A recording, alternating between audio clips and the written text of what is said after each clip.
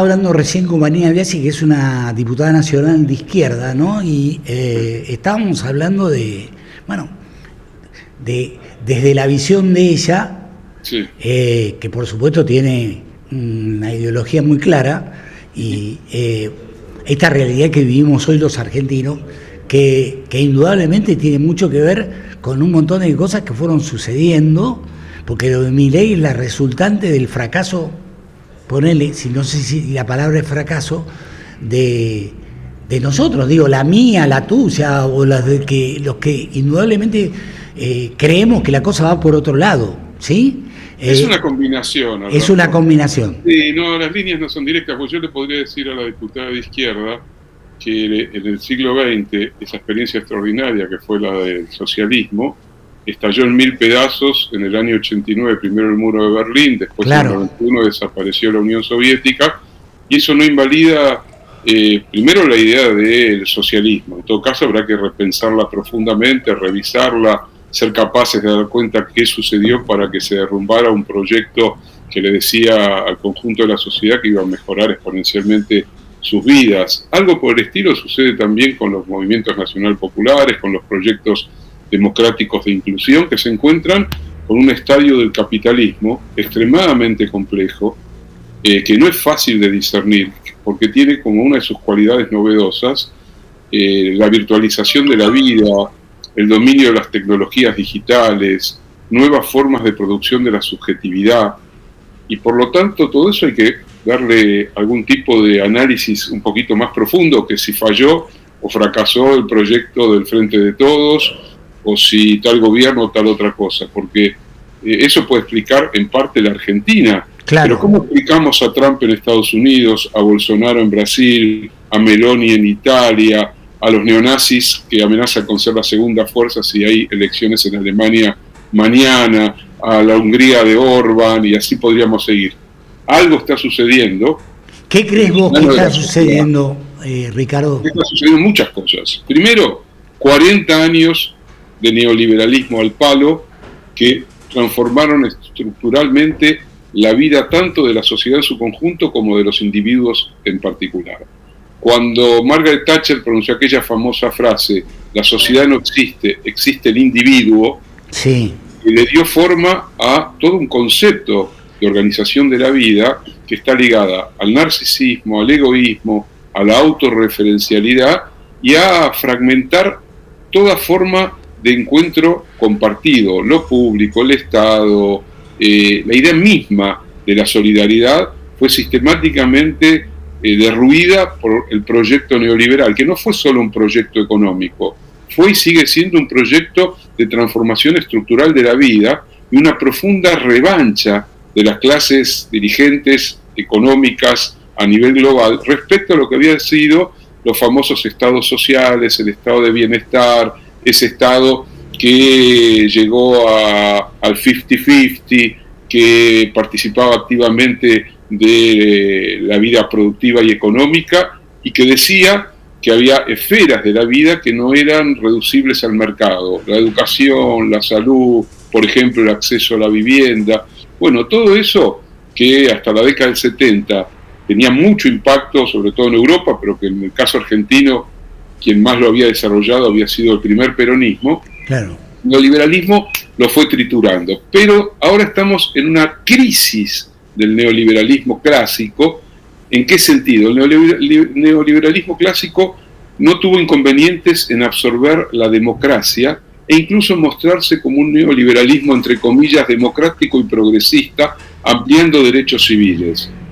Después de la crisis del 2008, una crisis profunda de los países centrales, sí, sí, y fue rescatada esa crisis, producida por los bancos, por el negocio de las falsas hipotecas, etcétera, etcétera. Los estados nacionales, desde Estados Unidos a la Comunidad Europea, rescataron a los bancos responsables de esa crisis con recursos públicos. Eso generó que en vez de una salida contraria al proyecto neoliberal, en los últimos 15 años se haya agudizado la neoliberalización, la mercantilización y la concentración de la riqueza y la pauperización de sectores medios y de sectores populares y los cambios estructurales en el trabajo. Eso en vez de ser canalizado por proyectos progresistas, democráticos, de izquierda, como pareció que podía hacerlo en la famosa década y media de principios de este siglo en Sudamérica, con Brasil con Lula, con Venezuela con Chávez, con Argentina con los Kirchner, con Ecuador con Correa, etcétera, etcétera, etcétera. Eso, a partir del 2015 en adelante, mostró que los que crecían exponencialmente eran los proyectos de extrema derecha, distintos, diversos, que en la Argentina representan uno de esos extremos, que es el de la fusión un tanto extraña del anarcocapitalismo o paleoliberalismo con también las políticas obviamente absolutamente pro-mercados de Milei y profundamente reaccionarias en términos de valores. Bueno, sí. A eso nos enfrentamos, a una sociedad fragmentada, cuyos postulados históricos fueron modificados, a formas nuevas del trabajo, a tecnologías de la comunicación que lo que hacen es convertir a los individuos en dependientes absolutos del celular, que se convierte en el centro del universo, una nueva forma de narcisismo y de egoísmo. Entonces, si la solución de este problema, es decir, la culpa la tienen los gobiernos que no fueron capaces de... Y, a ver, Biden no hizo un mal gobierno en Estados Unidos. Claro. Y sin embargo los demócratas perdieron 10 millones de votos. Sí, sí. Y Trump viene con promesas que son... ya las conocemos, porque aparte ya fue gobierno Trump, y ya sabemos lo que viene haciendo Milei, y pese a lo que viene haciendo Milei, sigue teniendo un apoyo razonablemente importante de una parte significativa de la sociedad. Bueno, todo eso hay que pensarlo, para tratar de dar una disputa que tenga chances reales de impedir que estos tipos se lleven puesto todo, porque lo que hacen es llevarse puesto todo. Ricardo, ¿cómo estás? Buen día. Seba te saluda. Por estos días, digo, y a partir de la derrota de Alberto Fernández, se ha puesto bastante en debate y en cuestionamiento esta idea del progresismo. Muchos de ellos lo señalan prácticamente como el culpable de la derrota, y algunos también señalan, Moreno por ejemplo, una especie de contradicción, peronismo, progresismo, como dos cosas totalmente separadas. ¿Crees vos que este es un debate necesario, interesante, digamos, que está... No, me parece que es macartista. Moreno tiene una visión reaccionaria del peronismo, reaccionaria de los valores, reaccionaria de la política. El gobierno de Alberto Fernández no fue lo que históricamente se definiría como un gobierno progresista. Gobiernos progresistas fueron los de Néstor y Cristina, fue el de Lula, fue el de Correa en Ecuador, fue el de Evo en Bolivia, fue también el de Chávez. ¿A qué llamo gobiernos progresistas? No nos confundamos. Una cosa es hacer una revolución que transforme estructuralmente a las sociedades, cosa que hoy se muestra como, al menos por ahora y por un tiempo prolongado, como imposible, y lo que se habilitan son procesos de reforma social importantes. Esos procesos de reforma social importantes en América Latina durante la primera década y media tuvieron consecuencias muy importantes, porque entre otras cosas tenían que enfrentarse a 20 años de políticas neoliberales que habían hecho a América Latina el continente más desigual del planeta.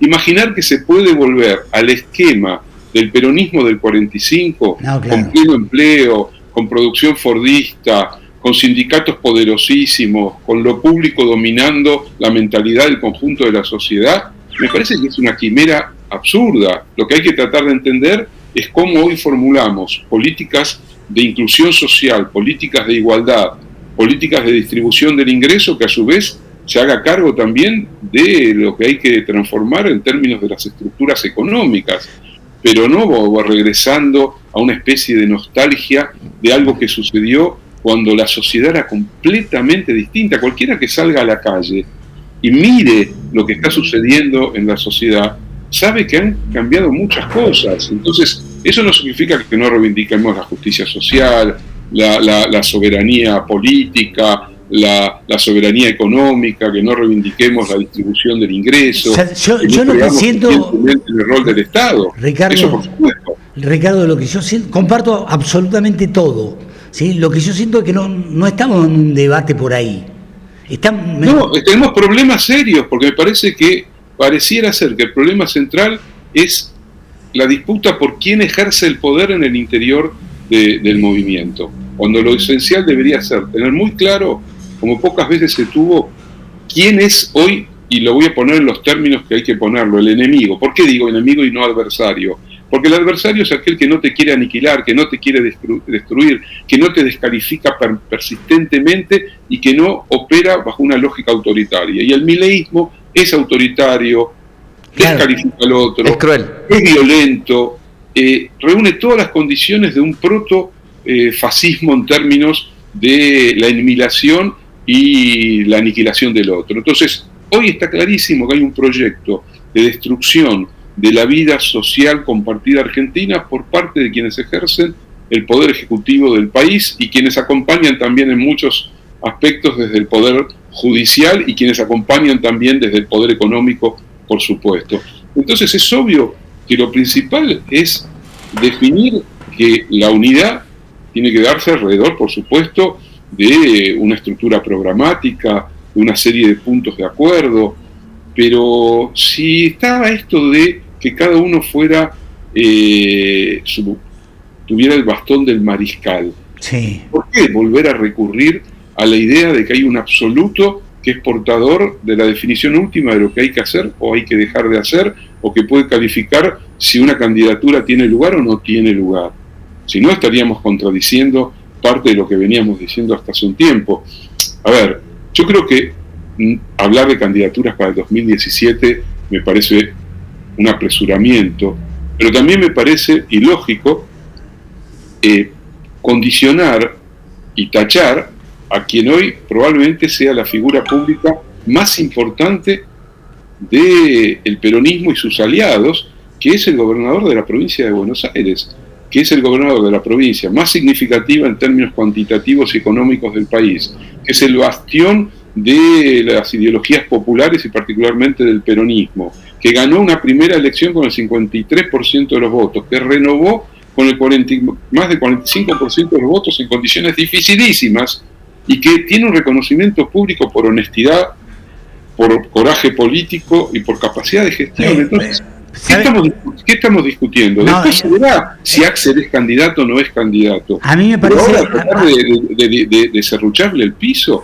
porque quiere tomar decisiones por sí mismo, a mí me parece eso... A mí me parece que en el caso de Axel, vos el tema lo conocés mejor que yo, pero igual en el caso de Axel yo también lo conozco, me parece que si Cristina no se hubiera pronunciado de la manera que lo hizo y hubiera movilizado las cosas como las hizo, todos estos cuestionamientos que se le están haciendo hoy a Kicillof no de ninguna manera se le harían, ¿me entendés? Pero por supuesto, porque yo creo que Axel es expresión de todo el recorrido de los 12 años del gobierno de Néstor y Cristina, de la fusión del peronismo con amplios sectores también que venían por fuera del peronismo y que fueron significativos a la hora de la construcción también política de esos años y de lo que hoy sería un frente. Por supuesto que después de la experiencia fallida del 2019, fallida en el sentido en que se construyó un frente pero no se definieron las problemáticas decisivas y quién ejerce el poder en un país presidencialista como la Argentina, el doble comando, todo eso sabemos que es una experiencia fallida. Está claro que lo que hay que tratar de hacer es, primero, caminar hacia el año que viene con la mayor amplitud posible para incorporar a la mayor cantidad de sectores que hoy están sufriendo directamente el daño que le inflige el gobierno de Milei. Pero también ser capaces de renovar nuestra interpelación a la sociedad. Con tu primer pregunta, creo que apunta también a eso. No podemos repetir siempre las mismas consignas, hablar como si estuviéramos mecanizados. Tenemos que pensar, tenemos que actuar en función de lo que, insisto, de las mutaciones que se están dando de la época. Claro, me parece que lo que nos está costando, Ricardo, es tener una lectura correcta de la época, que además cada vez que atinamos un poco en el diagnóstico cambia tan rápido este mundo que siempre vamos un poco atrás del fuego, ¿no? No, a ver, yo entiendo y acá no hablo, si me tuviese que colocar en la dimensión del político, tendría que buscar siempre lo proposicional, las propuestas que nos permitan abrir el horizonte. El político está obligado a decirle a la sociedad, tenemos que ir por acá. Uh-huh. Ahora, si me pongo en el rol que ejercí toda mi vida, que es el de una perspectiva de pensamiento crítico y una mirada más rigurosa de lo que hoy son las transformaciones civilizatorias, obviamente que no podría darte las mismas respuestas que si me pongo el traje del político que tiene que hacer propuestas. Cuando me pongo en el lugar del analista, tengo que plantear que estamos en un momento extremadamente complejo, con una crisis muy profunda de los proyectos nacional populares, de izquierda, progresistas, que han mostrado en los últimos años que no terminan de encontrar. Axel habló de las nuevas canciones. Bueno, no terminan de encontrar las nuevas canciones que renueven a las antiguas canciones, no que las dejen de lado, sino que las potencien, que las actualicen. Actualizar significa ser capaces de entender qué es lo que le está sucediendo a la sociedad. También a veces hay tendencias intrínsecas a la vida social que son muy destructivas. En la década del 30, el fascismo tuvo apoyo de masas en Europa, en Italia, en Alemania. En España, Franco ganó la guerra civil y produjeron esas instancias políticas una catástrofe social, política, cultural, humanitaria. Hoy estamos en un momento de extremo riesgo. Acaba de ganar las elecciones en Estados Unidos un negacionista climático como Trump, alguien que sabemos que mira el mundo exclusivamente desde su ombligo, con una especie de narcisismo que es de una megalomanía absoluta, que tiene en Milei una especie de actor que lo copia y que cree que puede estar a la altura de la megalomanía de Trump. Y son personajes que descreen de la vida social compartida, descreen de palabras para nosotros esenciales como la palabra solidaridad, como la idea de justicia social, como la idea de la cultura de la diversidad. O sea, tiene una visión reaccionaria del mundo y absolutamente monetizable. Todo es monetizable, no hay ninguna esfera de la vida que no sea monetizable. El agua, el aire que respiramos, todo, absolutamente. Y son sus principales socios hoy, son las corporaciones digitales. Es Elon Musk, seguramente los de Google, los de Facebook, los de Amazon, que expropian nuestra intimidad, que se la regalamos y la convierten en una mercancía fabulosa, y tienen dispositivos de vigilancia que prácticamente se acuestan con nosotros y nos estudian y nos expropian nuestra intimidad las 24 horas del día. Entonces tenemos que hacernos cargo que estamos en un momento extremadamente difícil. Mientras yo hablo con ustedes, esto que estamos conversando va a parar a un algoritmo. Claro. Y el algoritmo tiene una potenciación gigantesca que opera sobre el lenguaje, el sentido común e incluso las formas del inconsciente. Pero claro, y además estamos recibiendo un montón de mensajes, likes, es decir, eso es lo que de alguna manera después determina el vuelo que vaya a tomar esta conversación que estamos teniendo. Es más profundo.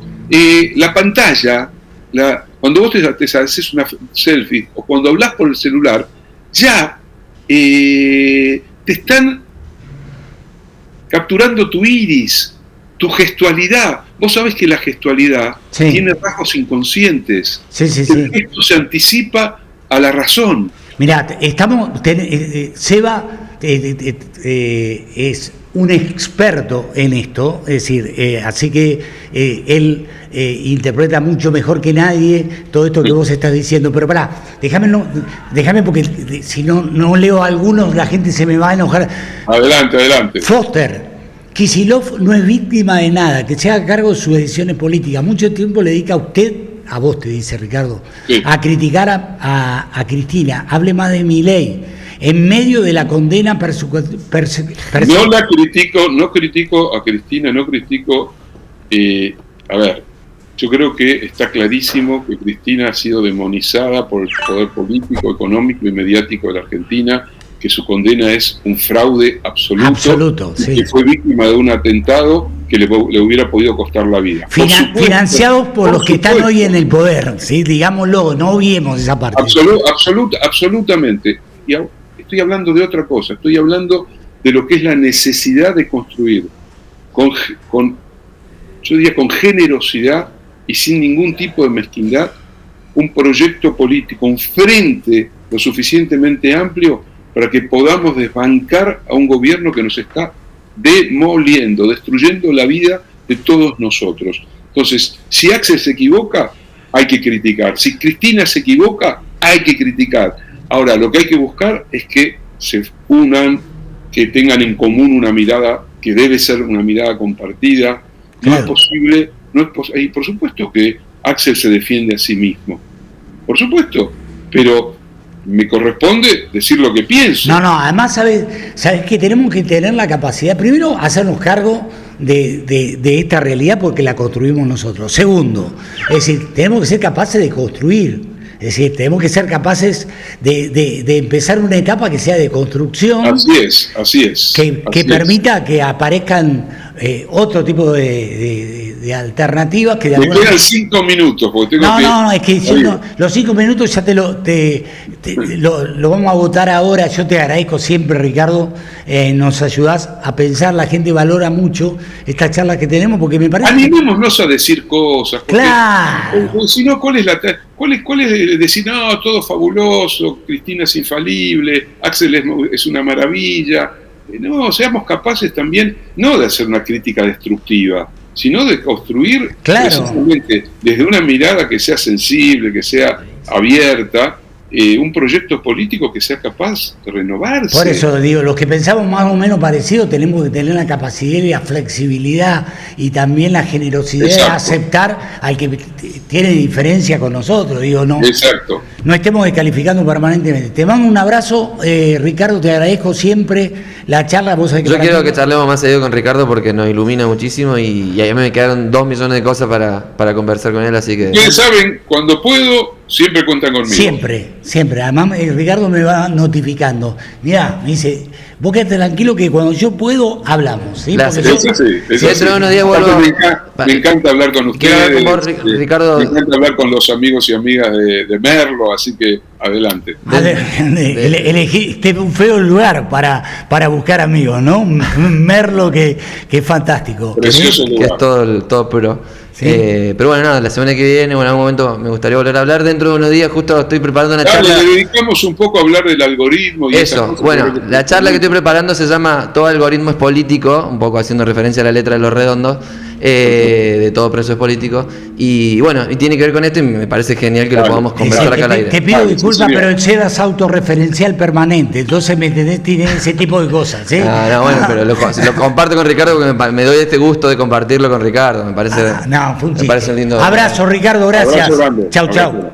Bueno,